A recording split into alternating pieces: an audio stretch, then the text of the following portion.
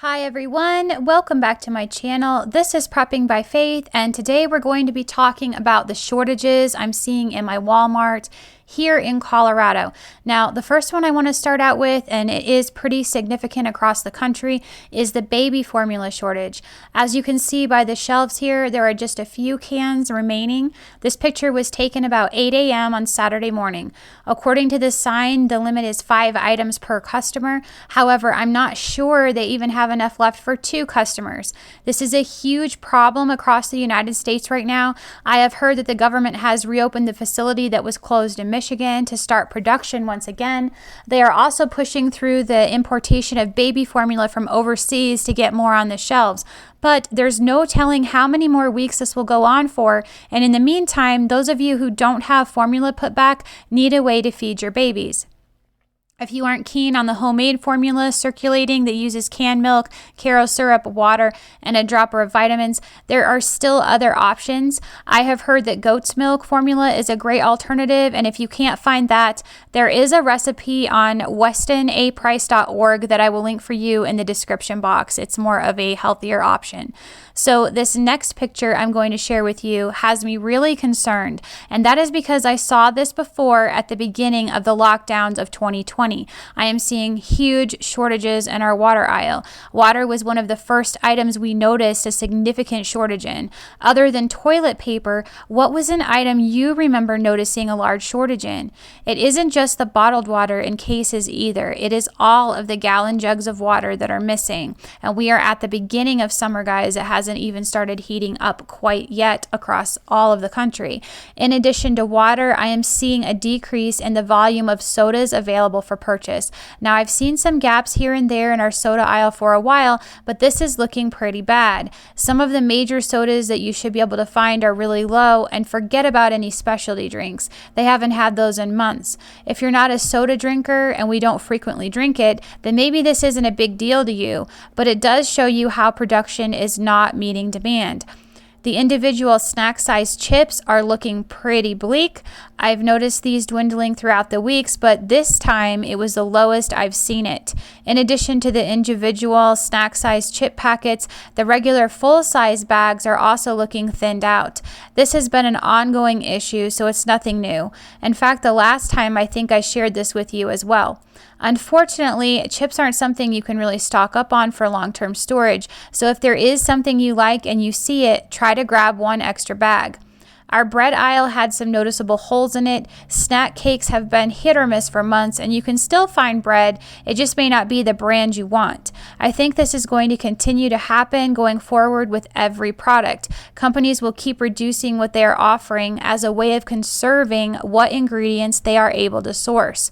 Snack crackers and regular crackers both have some major gaps. In fact, I think there was maybe one lone box of regular crackers available to purchase. Now, I can still find these things at Sam's Club, but for people who don't have a big box membership, it's going to be increasingly more difficult to get your hands on these kinds of products. Now, I'm going to leave the food aisle briefly and share with you some other things I'm noticing in my store, and I want to ask you, are you seeing this same thing? Now, this particular section, they may just be trying to fill it with merchandise that is seasonal, but it definitely shows how sparse it is. I would have left it at that, except I'm seeing the exact same thing in my women's department. The racks are extremely bare with hardly any clothing items available. I believe this has a lot to do with where they are sourcing their clothing from. Most of what they carry is imported from China, and I'm sure that those lockdowns in Shanghai are starting to have an impact on what goods we are receiving. In addition to clothing, I'm seeing end caps that are very thin on items like your sunglasses, hair accessories, and cheap jewelry. Heading over to the party supplies, the same thing. Really low and very few options available. The last time I saw the party aisle thin out, our store started emptying of other items right behind it. We've all heard about the diesel shortages, and I have to tell you, there's no way this has impacted my store just yet. So if that situation isn't resolved quickly, and I don't think it can be based off of the information I shared with you in my other video, why is there a diesel shortage, I think people are going to be in for a rude awakening. If it's already looking this bad, it will only get much worse in the coming weeks. Another strange thing I've noticed is that they have clearanced out all of the Jell-O pudding packets. Have you seen anything similar in your stores? I like to not only have these put up for emergency, I also like to store them for cake mixes because they make them a lot more moist. I find it strange that there is no new product available coming in behind it. Hopefully this is a temporary problem. I'm seeing large gaps in the protein bar sections. They're still available, but the choices are becoming less. If you haven't put up any protein bars for your prepper pantry, you might want to grab a few boxes because they make an excellent emergency food. These were mentioned in my top 10 foods for any emergency video, so if you missed that one, I will link it for you in the description box as well. Moving on, there are big gaps in the Pop-Tart and instant oatmeal cereal sections. I haven't noticed this one before, so this one was new. Convenience food is popular, so it makes sense that these items would empty out faster than others. My spice section looks pretty bad. This one I've been noticing thin out for a bit now, but I could still find what I was looking for. I'm not sure how much longer this section will hold up if they don't start getting shipments in to refill it. It does look like some of the larger holes are again because of clearanced out items. Spices are really critical to stock up on because they definitely help add flavor to otherwise bland food, so stock up on your spices. Now here you see a huge swath of the great value vegetable oil missing, just a few bottles remaining. I see plenty of the canola oil available, so again, I think it's going to be hit or miss on what you are wanting. I'm sure most of us have heard about the cooking oil shortages that are going to manifest soon, so stock up on your cooking oil. It makes it incredibly difficult to keep food from sticking to a pan or to bake without some sort of cooking oil or butter.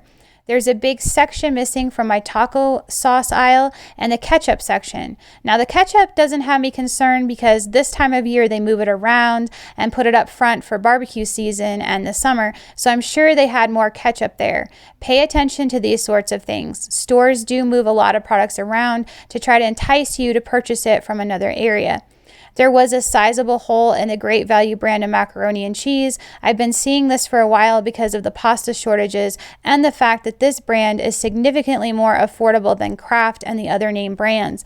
I also noticed that everywhere I saw holes, people had dropped off an item they decided they could live without. There's a large section of the Chef Boyardee missing. If you like that sort of thing, it is a good item to stock up on because you can eat it directly from the can.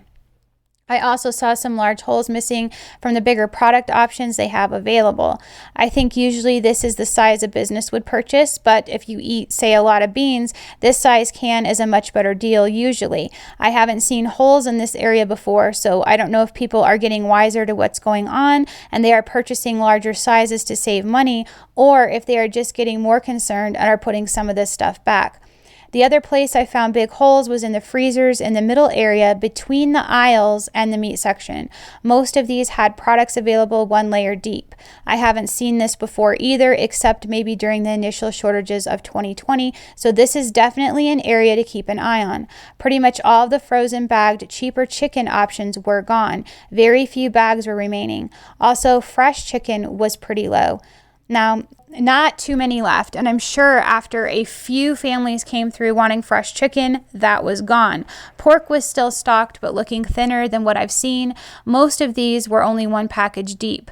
I don't know if that Clostridium difficile in pigs is starting to manifest in less availability already or not, but there is a strong takedown of our meat supply happening right now.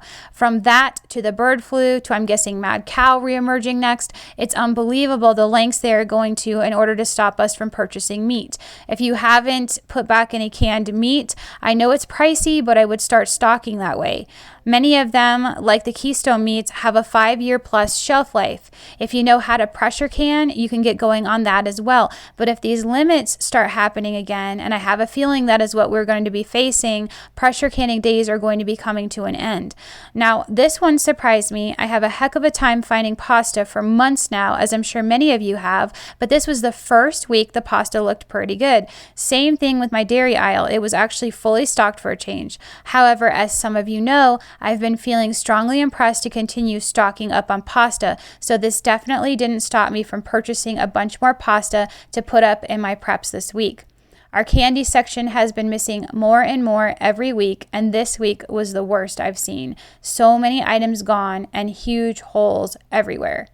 I also saw some big gaps missing in the French fries freezer and some out of the frozen pizzas, but most of the other frozen meals looked pretty good for now. I'm sure that will change as this diesel shortage begins to manifest across the nation.